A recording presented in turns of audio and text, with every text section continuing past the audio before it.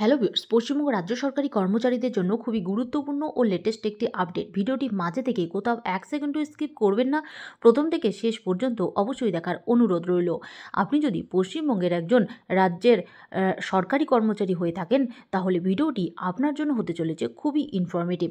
তাই ভিডিওটি মাঝে থেকে কোথাও 1 সেকেন্ডও স্কিপ না করে প্রথম থেকে শেষ পর্যন্ত অবশ্যই দেখুন। চ্যানেলে ফার্স্ট টাইম হয়ে থাকলে অবশ্যই চ্যানেলটিকে সাবস্ক্রাইব করুন এবং নোটিফিকেশন বেলটি অন করে রাখুন এরকম লেটেস্ট ডিএ সংক্রান্ত খবর সবার আগে পাওয়ার জন্য। তো পশ্চিমবঙ্গ রাজ্য সরকারি কর্মচারীদের জন্য ডিএ নিয়ে কি আপডেট রয়েছে, চলুন বিস্তারিত জেনে নেই। তো বন্ধুরা দেখুন, আপনারা এখানে অন স্ক্রিনে দেখতে পাচ্ছেন সপ্তম বেতন কমিশন গঠন ও ডিএ বৃদ্ধি বাজেটে বড় কথা রাজ্য সরকারি কর্মীদের নেতার।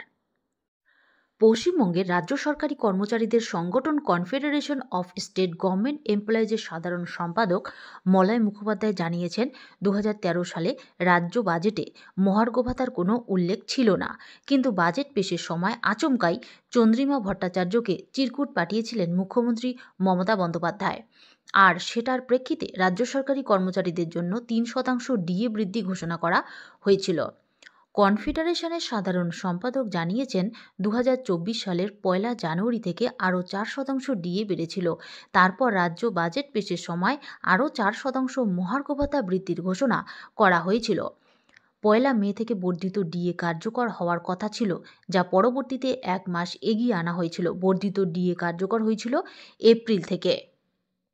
সেই রেস ধরেই কনফেডারেশনের সাধারণ সম্পাদক স্মরণ করিয়ে দেন, 2024 সালে লোকসভা নির্বাচন ছিল আর আগামী বছর পশ্চিমবঙ্গে বিধানসভা নির্বাচন আছে।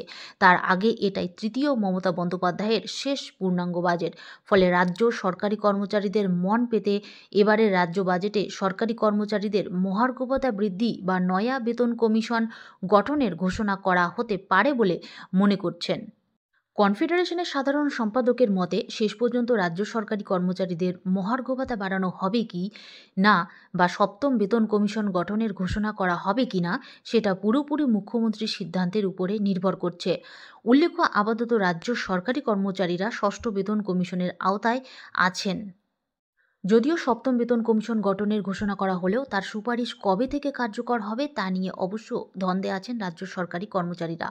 কনফেডারেশনের সাধারণ সম্পাদক জানিয়েছেন, 2015 সালের নভেম্বরে ষষ্ঠ বেতন কমিশন গঠনের ঘোষণা করা হয়েছিল, কিন্তু সেটা কার্যকর হয়েছিল 2020 সালের 1 জানুয়ারি থেকে।